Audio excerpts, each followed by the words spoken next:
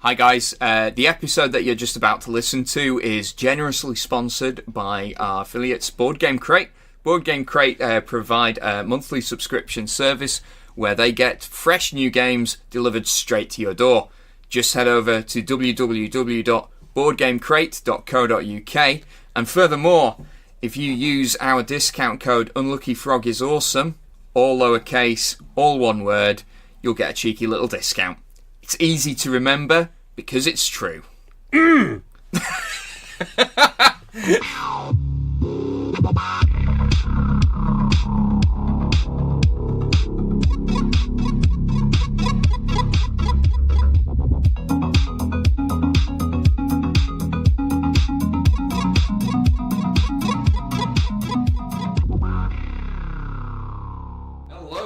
Welcome to the Lucky Frog Gaming Podcast. You are joined by your usual hosts, Josh Hartley, Ben Porter, Tom Mannering. How are we all doing? Yeah, we are sitting in Coventry. Yeah, I'm very tired.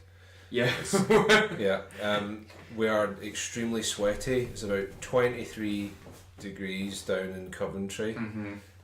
Add to that, we've been in a convention centre. Yeah, so we've had the heat, the heat of tens of thousands of nerds as well. Because it is, of course, UK Games Expo. We're recording this. Woo! We're recording this on. Very enthusiastic. Recording this on the Saturday evening. So we thought we'd give you a little update so that we could get this out to you in time, and then we'll have our full roundup next time. In due course. Yes. So I mean, we came down on Thursday during the day. Got checked in. Little issue with our Airbnb, but that's all right. Yeah. It's all right now. Tom looking slight at the mention of that issue. Breeze past it. Yeah. Moving on. Yeah. So, skipping along. We went to the press night, which was a lot bigger than it was last year, if I recall. I would say it was probably about 2 to 3 times the size of what they had last year. Mm-hmm. I mean, you weren't there, so I was not. What did you think of it then, as someone who had never? I really enjoyed it. I thought it was a really interesting experience. Lots of people all had their wares out to show you their games. Good in-depth discussion with designers, people that provide things, Distributors. Publishers. Those two things. Yeah. Yep. Manufacturers. You can tell my brain is there. The people that give you the things. I thought it was really good though. Really, really nice atmosphere. Loads of stuff to look at. It took us, I think, about 2.5 hours to get through everything, and we were split up for a good portion of that. Yeah.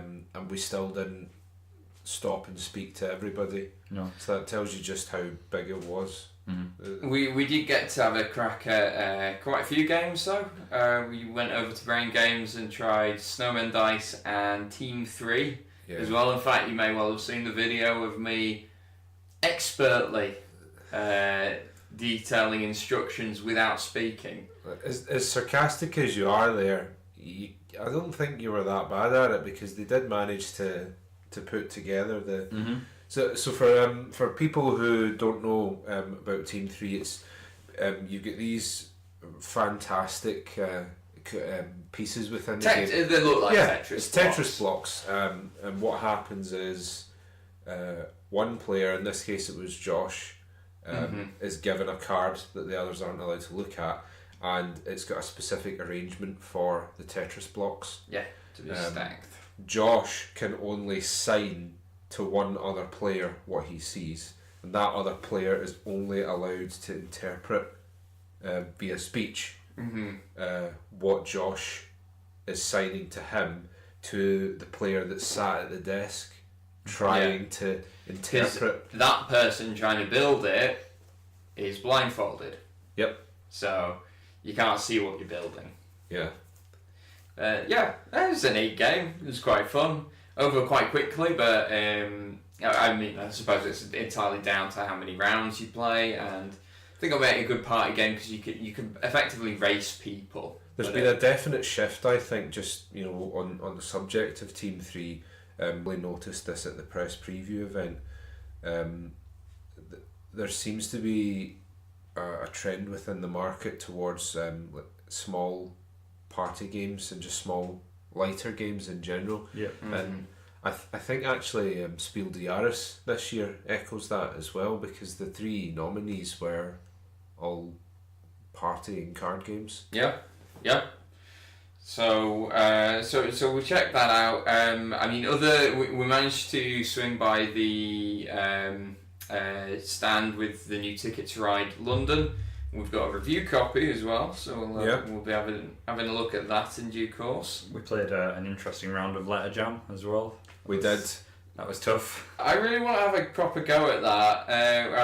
I kept walking past Czech games like throughout the course of today, and no availability at all. Yeah, because we tried to get to Sanctum as well, which is I can't believe it's not Diablo. The board game. But I thought we'd secured ourselves a spot, but it turns out that the guy running it didn't realise that a meeting, like a press meeting, had been booked in for that slot. So we were kicked off our table by none other than the Polyhedron Collider guys. Yeah. So and we will never forget. The North remembers. Anything else at the press event? At the press event, we did get a little go of Snowman dice by Brain Games as well, didn't we? That was one that Josh sent them flying across like half the convention hall. But Snowman dice is a really neat game. Again, another, I think you get 20 of the unique dice with it, and then you get like a little poll token. Yeah, just to race to. You're trying to build a snowman. Yeah, you build them as quick as you can. Yeah, it's kind of like the Beetle Drive idea, where you need to like roll the dice and you need to get certain faces to build your snowman properly, and then you need to run them to the North Pole while they're flicking snowballs at you to knock him over. Yeah, I thought it was quite interesting. Yeah. So you got a game of that. I got a quick look at it, but didn't really get to play it properly. But Brain Games, I think ever since we discovered Ice Cool, is a company that we've been paying very close attention to. Consistently impressed. Yeah. Right, yeah. So what else did we check out? There was we spent a lot of time at the press event just chatting and like setting up. Seeing some other games in more depth over the weekend. Like you've said it a couple of times, but compared to last year where we found it was just handing out business cards. This was a lot more involved. A lot more space as well, which was nice. I think last year we actually came late. We got there about 8 o'clock. 8 o'clock I think it was, and we just mulled about for an hour and then left, whereas we were there for a while. I think we were there for about 3 hours. Easily. And it flew in. Yeah, definitely. I mean, I got to the end of it. I think I said to you when we were leaving, I can't believe it's 9 o'clock already. I know. It shot in. Good fun. So Friday morning, and we made a point of trying to paint as quickly as possible before. So this is the new paint range from Games Workshop, and the idea being that because they've actually introduced new terminology that they touched upon at the preview that we went to later in the day, where they're talking about having battle ready armies, which is similar to, the community's been using the phrase tabletop standard for a long time, right?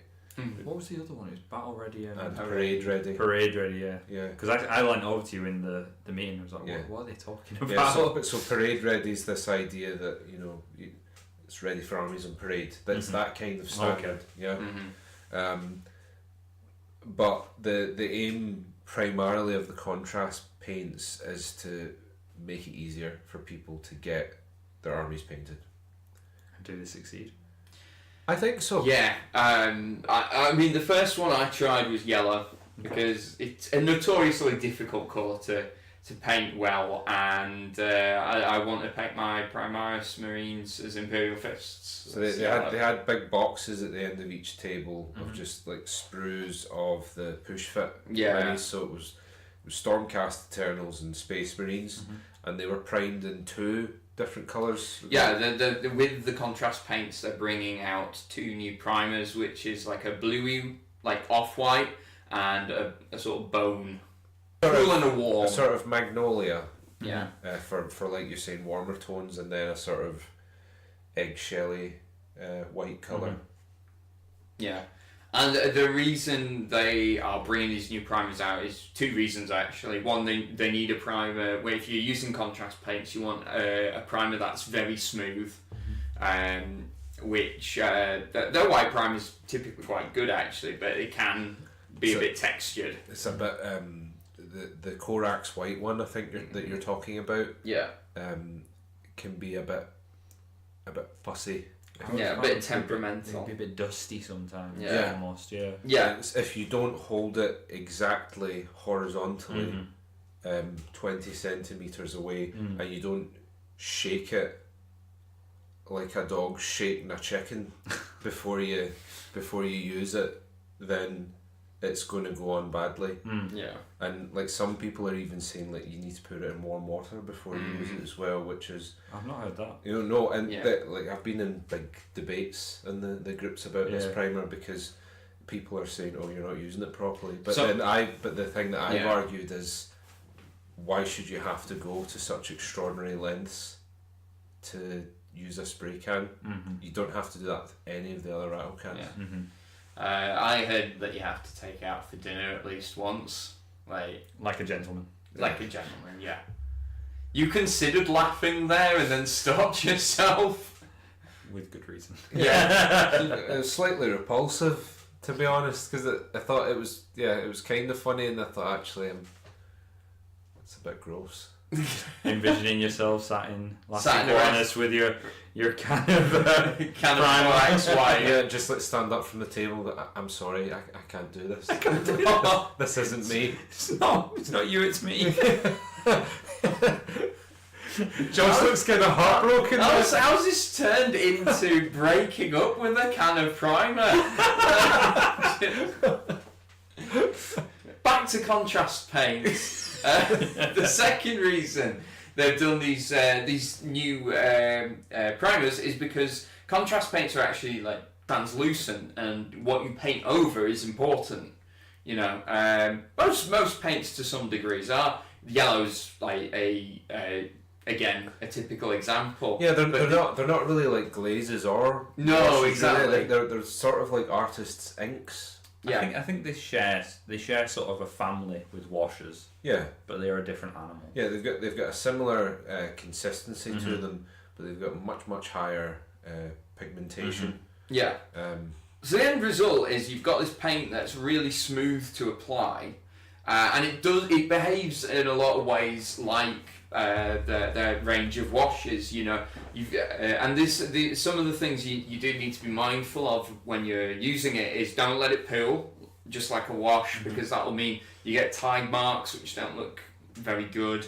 But overall, I think for me they achieve what they set out to do in that it's going to make painting lots of infantry a bit quicker, because you're effectively cutting out a step. It's a base coat and a shade in one. Yeah. But as you've been saying previously, there's probably a load of technical things that you can do with it, and it's another tool that can be used for painting miniatures. Yeah, like I'd said in the little video that we made while we were using the paints. Like I was saying in the little video that we made while we were using the paints, personally, it's not going to change the way that I do most of my painting, but it's going to make a lot of things easier. Like blending skin. Is it the Gilliman flesh? Yeah, you were really impressed with the flesh tone. But effectively for a lot of people it's going to act as a base coat and a shade in one layer, right? Yeah, I mean basically for my Imperial Fists I'm probably going to use the yellow to get the majority of the armour done, and then go to conventional paints for like the detail work on top of it. Yeah.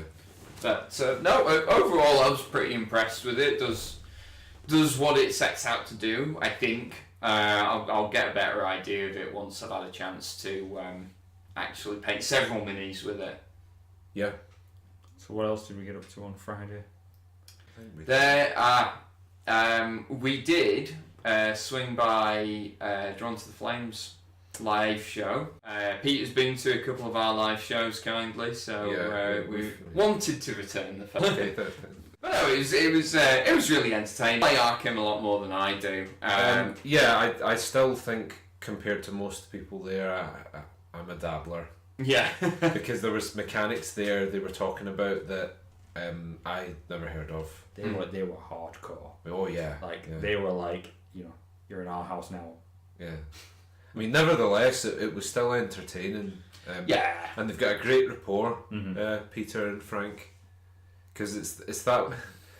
I really like Frank's delivery because it's that a lot of the time you're like, is he being sincere or is he being an arse? You know. It was weird for me because I don't play Arkham at all. I've never played it. I'm not familiar with the show. I have very little frame of reference, and I still found it quite entertaining throughout. There were a couple of bits that lost me just due to my own lack of knowledge, I think, more than anything else. But I thought the two of them had great banter. They had good banter with the audience as well. They did a little quiz as well with a member of the audience. Yeah, that was the bit that lost me because I was just sitting there, I don't know what you're talking about. I think the big thing for them though was that they actually spoiled a couple of cards. Yeah, that was really cool. Yeah, Asmodee let them show off Mark 1 hand grenade. That's right. A Guardian card. Sure. It's the Guardians are like the fighter type. Okay. Yeah. Okay, cool. And then there was the new companion card, the Soothsayer. Yeah, the tarot reader, wasn't it? Yeah. And that was the bit where I was like, right now I'm lost because the tarot mechanic I think is a recent introduction to, and because I've really just started playing the Carcosa stuff. Yeah. But there's been the whole Carcosa cycle, and there's the Forgotten Age, and a couple of others. But yeah, it was they had a good turnout for it as well. Yeah. I really enjoyed it.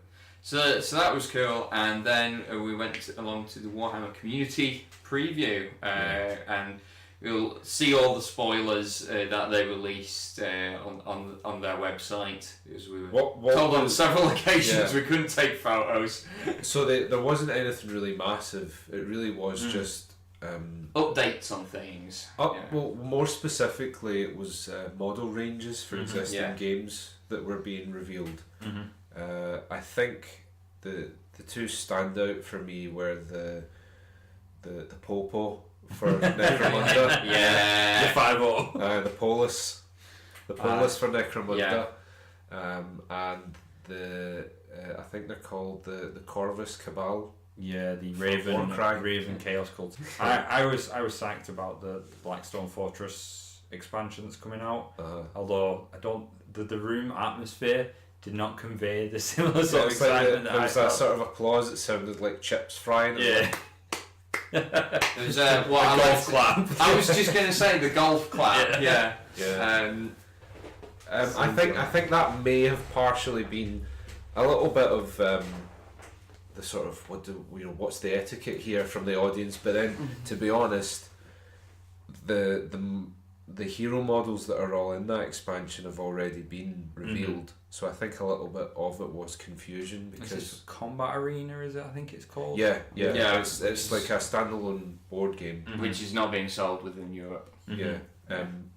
But I think for me, when I saw it, I was watching it most of the time. Like, I've seen all these before. With excluding the chaos stuff, and I dare say a lot of other people were like, "What? Where have I seen that?" Yeah. It was new for me, and I love Blackstone Fortress, so I was a bit more like, I'm into this. But yeah, as you said, there was kind of awkward silence. Like you could have heard a pin drop when the video finished, and even like the two guys that were presenting it were a bit sort of like, there you go, that's that. Really awkward silence. Yeah. I think the other reveal was the Wood Elves for Blood Bowl. Yes. Yeah, they look they're good sculpts as we've come to expect now.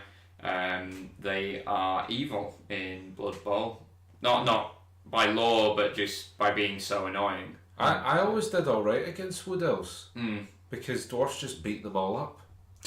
Yeah, yeah, my experience was I could never catch them. Like the greased up deaf guy from Family Guy, it's like gripping the ball, just going, "You ain't never gonna catch me!" Slipping through your lines down to the touchdown.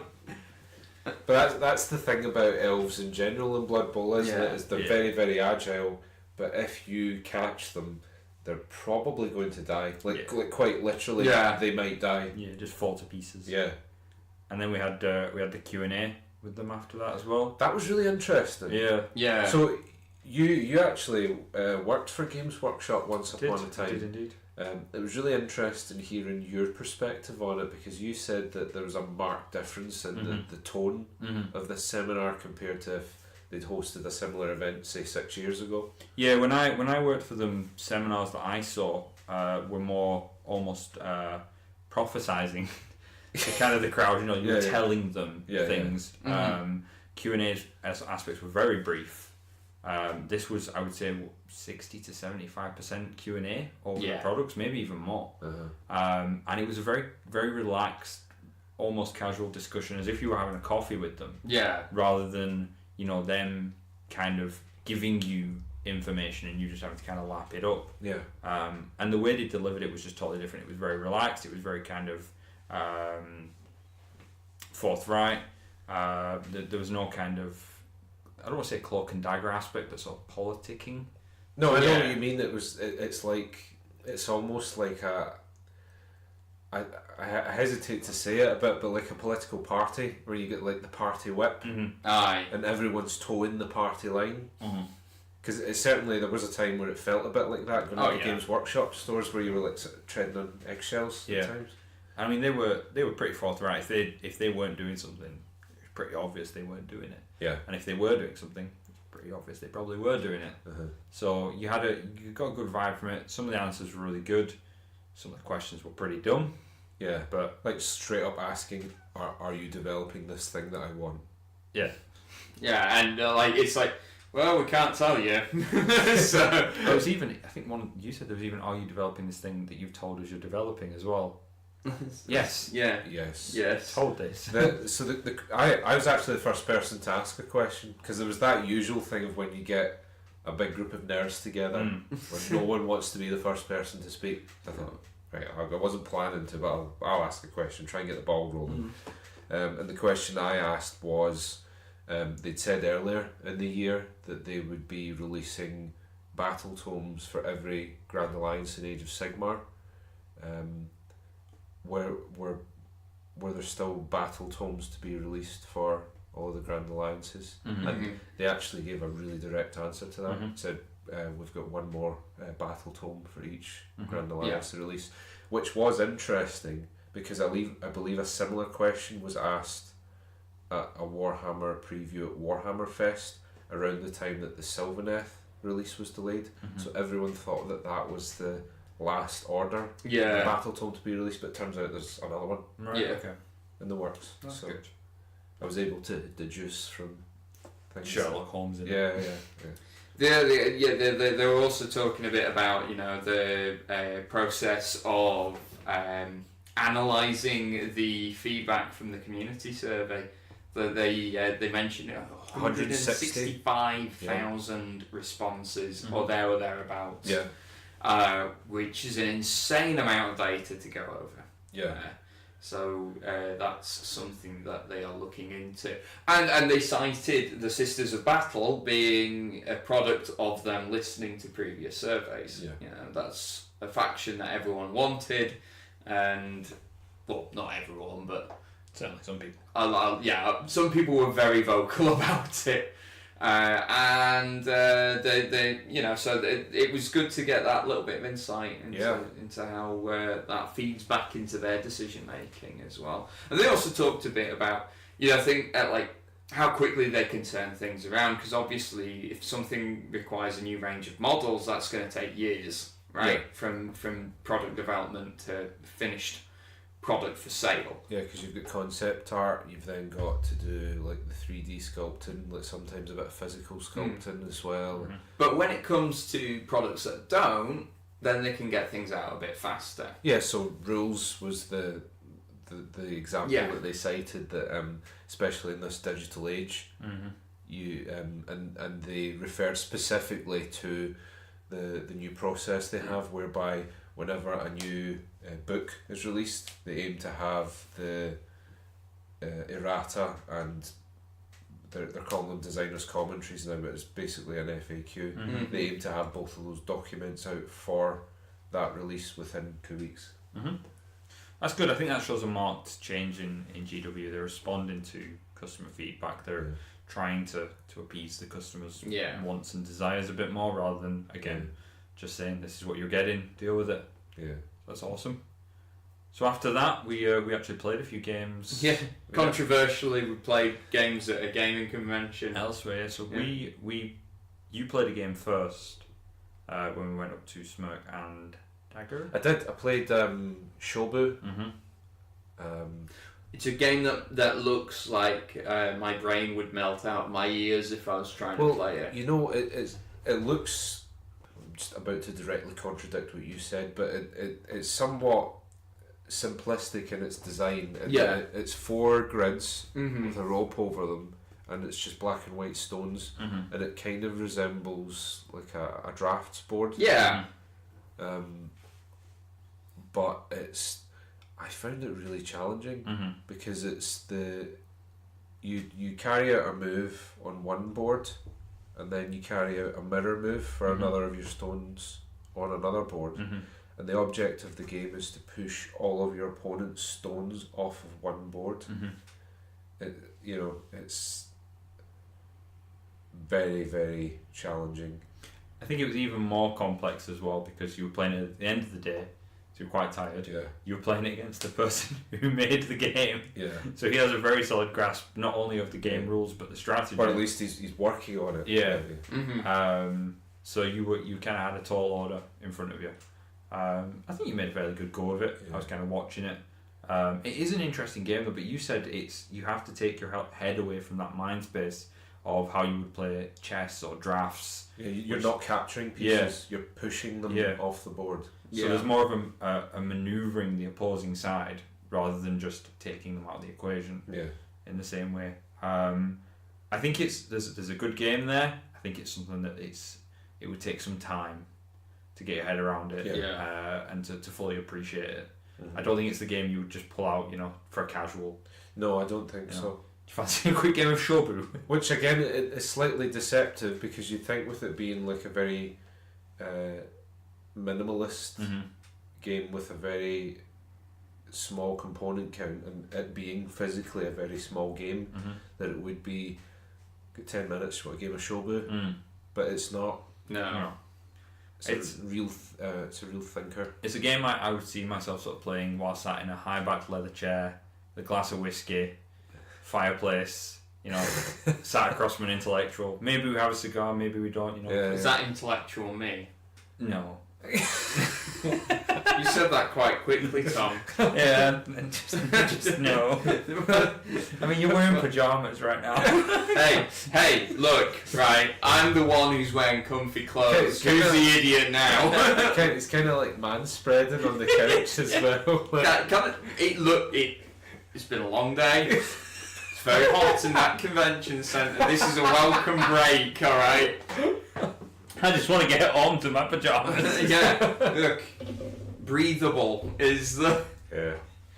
I'm sure they are. Yeah. Moving on. So after Shobu, I'm not sure if that visual is better or worse than me in the bath listening to the podcast. I was about to take a drink. I don't want to. I don't want anything near my mouth right now. Yeah. So after Shobu, we all got together with a few other guys, and we played The Menace Among Us from the same company. We were joined by Lawrence from the Dice Roll Cafe. Yeah, who regular listeners and viewers will remember Lawrence not only from our Tabletop Scotland episode, but from our live stream of Atmosphere, which is one of the funniest hours of my life. but this experience actually kind of came close. The Menace Among Us is a hidden traitor game. It is set on a starship and there are basically one or two menaces hidden among the crew. They're trying to sabotage you and run the oxygen out. So it's in the midst of a crisis on a ship as well, because the engines are dead. Yep. The oxygen is running out, and there are two traitors. Yeah. And you have to try and get the engines going again. Keep the oxygen levels okay, whilst weeding out these traitors, or menaces as they're called in the game. I've played Battlestar Galactica a couple times. This was very similar, but it fixes a lot of the problems with Battlestar. I mean, the run time's significantly shorter, right? Like 40 minutes, if that. Yeah, I'd say, I think all said and done within an hour, we had set up, played, and packed down. Yeah. Yeah. So, yeah. And you get a similar experience. Yeah, you've got different classes that have different sorts of abilities. I was the chef. I'd like to point out. I liked it. So you have it's a deck built game, but you do build the deck at the start of the game, which is dependent on both your character, so who you choose. So for example, I was a pilot. I was the ship's pilot. So I had a deck that was components of the pilot, but then I also had a deck that was components of the role that I had, which was the coward, who sits between the menace and the crew. You're like the floater. Yeah. Thanks. Charming. So my deck was quite interesting because it was, from the pilot side of things, it was quite beneficial. It was all repair and morale. But from the coward side of things, it was quite backstabby. So you had quite an interesting mechanic there as well. I like that, the fact that you've got two elements to your character that dictate how you're going to actually play the game. Which is quite interesting. I did get killed really early. You got stabbed in the back. I got stabbed. I got a flesh wound from a radiation leak, and then a sound backstab from Lawrence. Yeah, who was one of the traitors. Yes. Best friend forever now. Yeah, I mean, me and him were tight. Lawrence. But no, it was a real. I really enjoyed it. The art style is fantastic as well. A lot prettier than Battlestar as well. Yeah, it's. I think it's much more child friendly if you were playing it as a family game. Yeah, you could. Yeah, which is Battlestar isn't. The concept's been taken down a step, so it's not quite as I think you said. It's got more moving parts in Battlestar, whereas this has got a lot less moving parts, which keeps it Battlestar's I would say Battlestar's a little bit clunky, but it's a much older game at the same time, so it is. I think the art style's kind of reminiscent of sort of Ben 10 almost. It's got that kind of vibe to it, which I really liked. The crew lost, unfortunately, in our game. Yeah, it did. The menaces prevailed. You were the dumbass teammates killed me. Well, you were running rampant with the gun, to be fair. Yeah, that's the last thing. So you get to vote. You vote on who you think the menace is, and so we dubbed the gun the pistol of democracy. Yeah, and you physically grab this gun to call a vote at any time. Yeah, and Ben was quite trigger happy with it. Yeah, which made us think he was trying to derail everything. It was weird because I could see you playing beneficial for the crew, but you were oddly trigger happy with the gun. Love that gun though. But it is a really nice gun, albeit a piece of cardboard, but a very nice. Yeah. All joking aside though, I could see that no one else was going for the gun, and I really wanted to see how that drove the action. And that's the thing, is that when you're trying a game out for the first time, you do sort of want to stress it a bit. I would say it drove it off a cliff. It did. Yeah. But we had fun going over that cliff. Thelma and Louise. Off topical reference there. Wow. When was the last time I saw that film? I imagine a while ago. It was a long time More ago. importantly, who cares? Wow. That's a classic about feminine friendship. And you should respect that, Benjamin. Well, anyway, The Menace Among Us was a really good game. Yes. Out in August. We're Out in August. Probably Gen Con release, Yeah, I reckon. I'm really looking forward to that one now. Yeah. I thought I was going to like it, but after I've played it, it's like cemented. up there. Yeah. Definitely. So that was our Friday Yeah. match. So then Saturday, today, day of recording. Yes. We had a busy day. Oh, we did. Lots of interviews. First call of business was Mozi Games. Mm-hmm. Taiwanese. Yeah, I'd never heard of them actually until UK Games Expo, or at least like prior to the show when they sent out their press release, and they, I think I'd probably say that they are quite typical from what we understand of the Asian market, of a games company for the Asian market, where it tends to be like smaller, more compact games that complements the smaller living space that you tend to get in Asia, and they're very very streamlined rule sets that you can explain how to play them within 5 minutes and everyone's going, and it's not like some of the heavier games we play where you're constantly asking questions for the first few rounds and then Tilting the tone. you don't have to do that. So we spoke to Livia from Mozi Games, and she guided us through a game of Mini Garden, which is, it's a tiny little box it comes in. Well, it's not tiny, but it's a small box. Yeah. And it's quite a strange little game, but I really liked it. I'm trying to think of a quick way of describing it, but basically what you're doing is you have a deck of cards, you have 5 different colours of flowers, and you are basically trying to arrange the cards in a garden so that you have the right number of flowers. It's a fun little game. It took me and Ben bloody age. Olivia kicked our ass at that game because it took us ages to get our garden in order. You've got 6 cards and they've all got different quantities of each flower on it, but you need to match the quantities on the dice that you've rolled for each colour. And it's not like that much or above, it's exactsies. So it's trickier than it sounds. Sure, okay. Really good fun. It looked pretty. Yeah, it does. I can say that much. I was sort of watching from afar, not from a distance. And it did look interesting. You know, you could see all the cards and they were quite colourful and eye-catching. So I think definitely for a quick game, it's appealing from what I saw. But the next game we played, you really liked. Yeah. It was reminiscent. It reminded me rather of Barron Park, but with an extra element to it, which I thought mixes it up and makes it complex enough to get quite interesting games out of it. Barron Park with card drafting. Yeah. It was called Horticulture Master.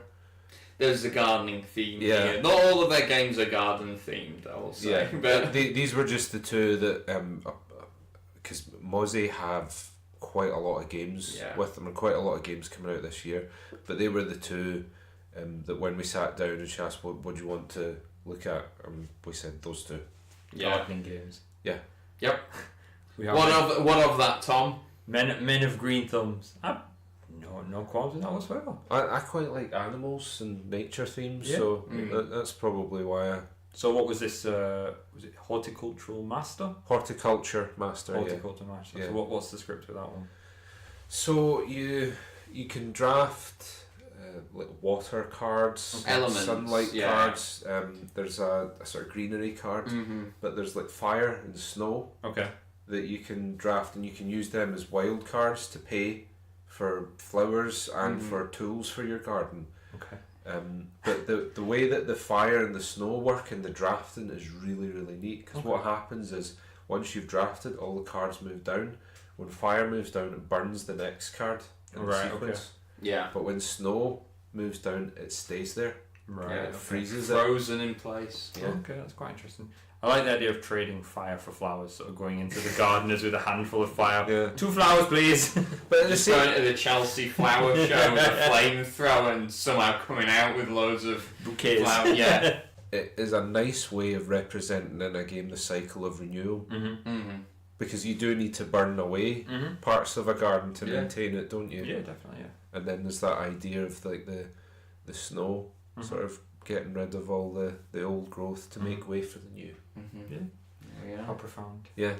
So the Barren Park element is comes in that each of the tiles, which are it's like Tetris shapes, all different kinds, they're worth different amounts of points, and you pay a cost in elements and tools for these pieces, and it just comes down to whoever has the best garden at the end wins.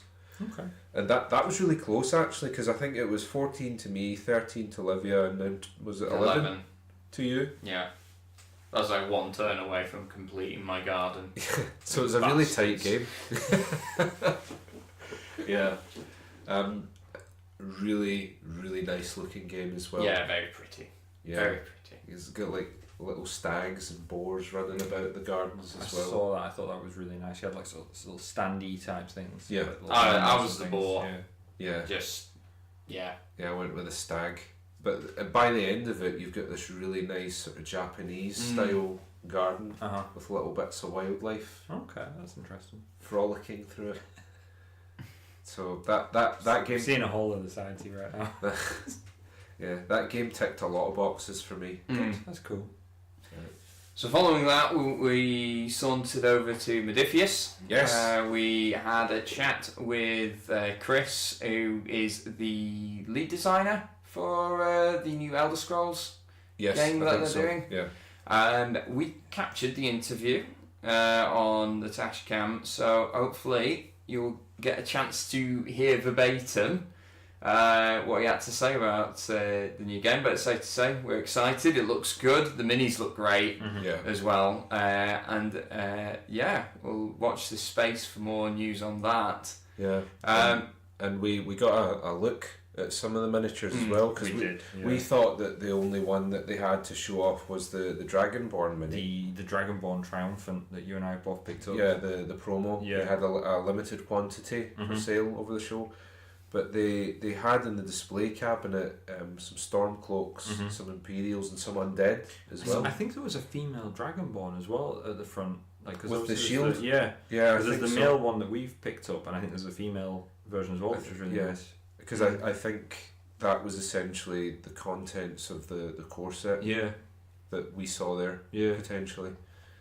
Really good stuff, really nice models, very detailed as well. I love those Stormcloaks. Yeah. The one thing I do really like about this, as an avid role player, is they said it's going to be more narrative focused rather than war game focused. So I'll let the interview do the talking on that, but that's the thing that's got me going Yeah. for it, definitely. I want to see how that pans out. Yeah. I think it holds a lot of promise. Yeah, definitely. So we also got a chance to interview Tristan from All or Nothing as well. Yeah, he gave us a bit of a walk through Lifeform. We've still not played it. Really want to play it. I really like these sort of asymmetrical one versus many type games, and this is basically Alien. It is, yeah. They don't shy away from it either. Yeah. So he was kind enough to show us that, and in the interview we chatted a bit about some of the other things that All or Nothing are coming out with, including St. Elmo's Pay, which I'm really looking forward to, and a teaser of their new game as well. But again, we'll let the interview do Sublime Dark. Yeah, it's called. Yeah. We'll let the interview do the talking there. In terms of what else we played today, we played Tales of Glory from Ankama.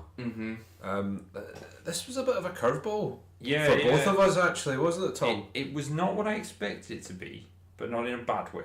Yeah, it was different. So you get given a hero. You get kind of a little square hero card, and you've got some very basic abilities, like you have a bit of magic or a bit of combat, and you start off with some resources, and then you purchase from a pool, and it's kind of a hidden purchase mechanic, and then you build sort of a grid off your hero, which tells their story. Now, when he pitched that to me, I kind of envisioned this very narrative-driven game. Yeah, I thought maybe it was going to be, like elements of like the Gloom card game, where you have to like actually weave a story around whatever actions you're undertaking. You don't do that at all. No, there's no narrative. No.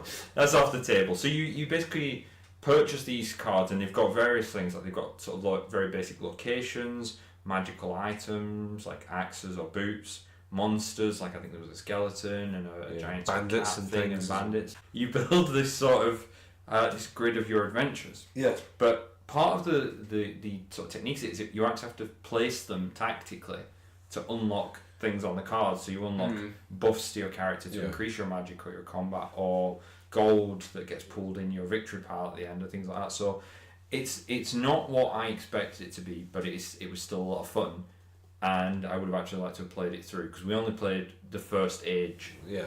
And there's 3 ages of play. Yeah, 3 ages are acts. Yeah. Which show your kind of your beginning of your career, the middle of your career, and then like your sort of legacy at the end of your career. I was saying to you afterwards that I felt like it was quite a faithful adaptation of like the sort of Master System style dungeon crawler type games. Yeah.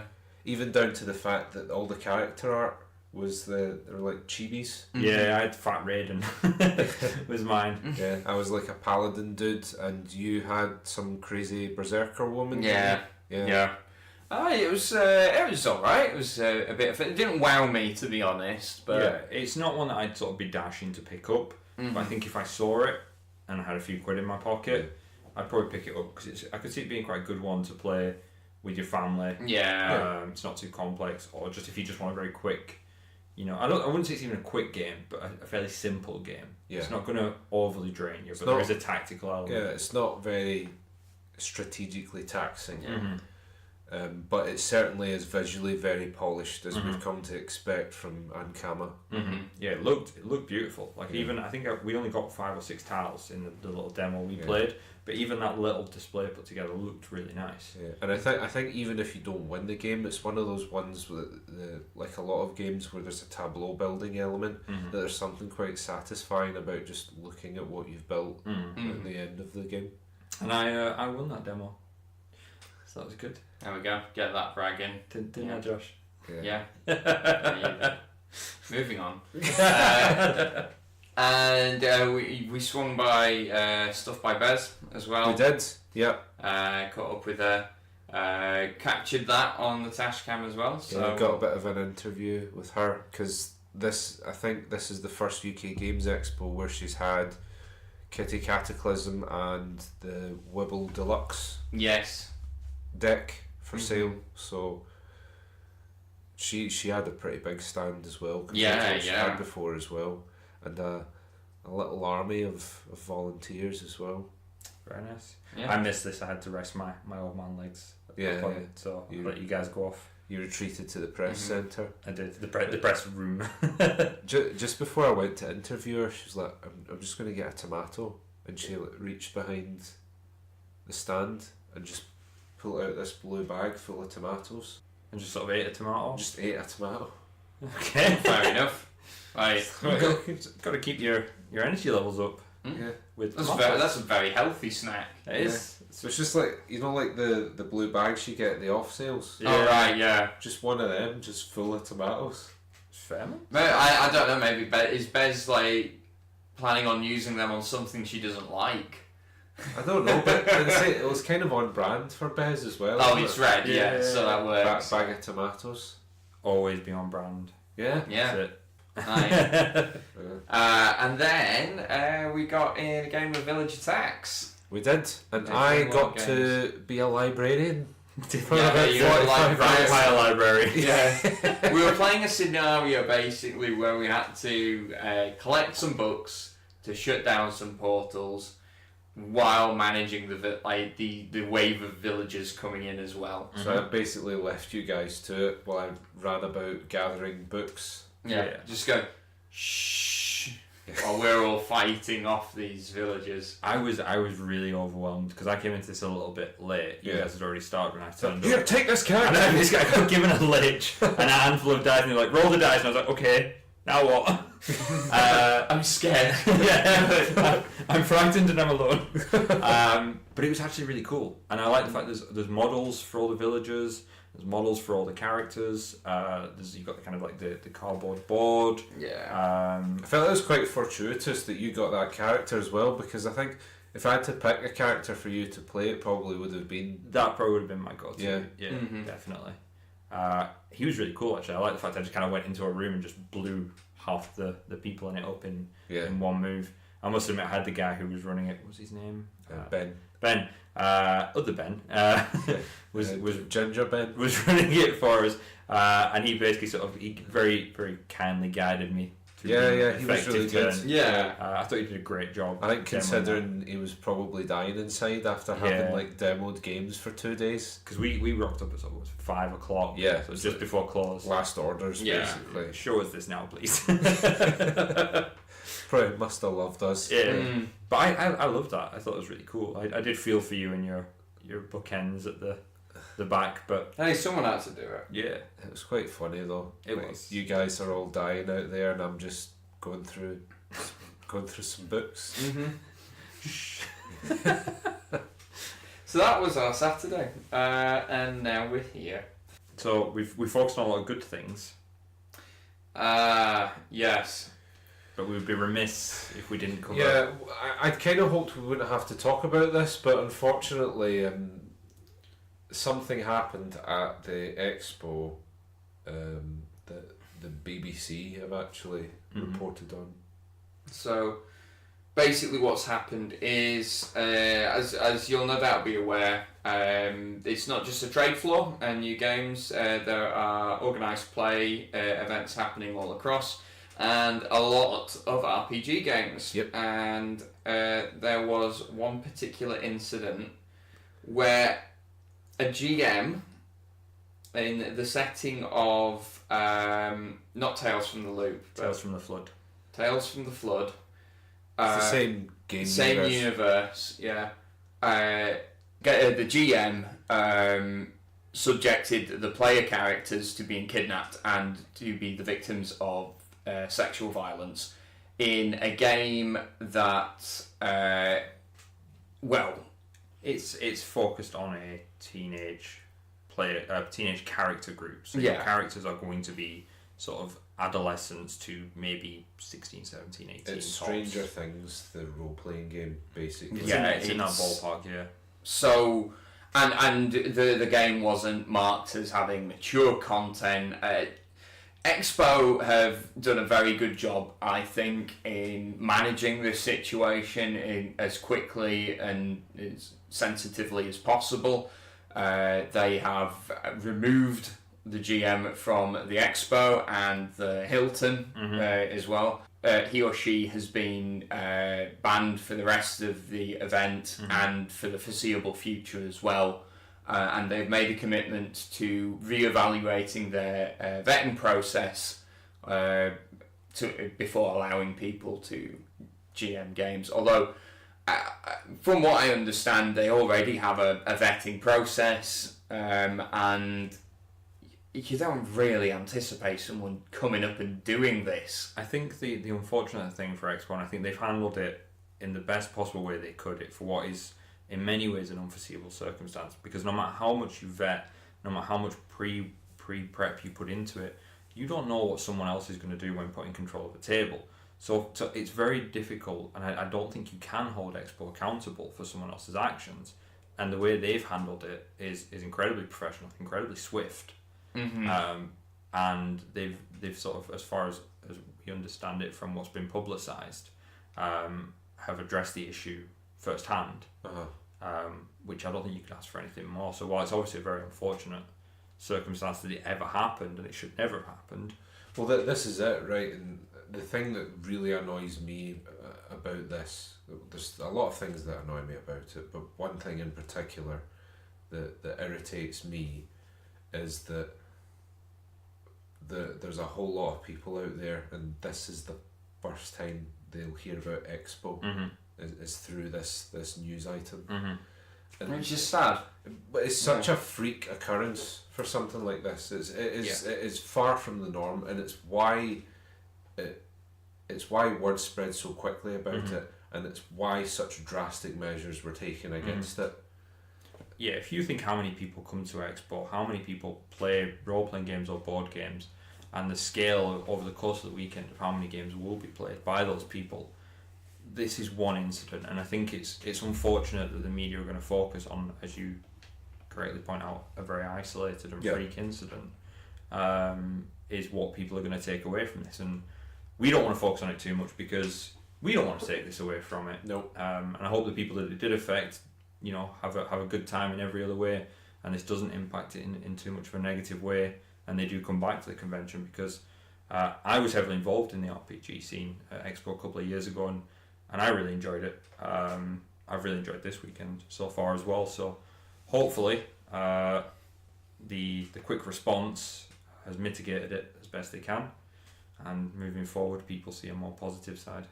What we will continue to do, because we do have, of course, one more day of Expo as well that we'll be reporting on. Do one more very exciting day. I'm looking forward to it. Yes. Yeah, the last day, and we do have a whole bunch of interviews and reviews. Yeah. All sorts of things coming. Lots of work off the back of this. Yeah.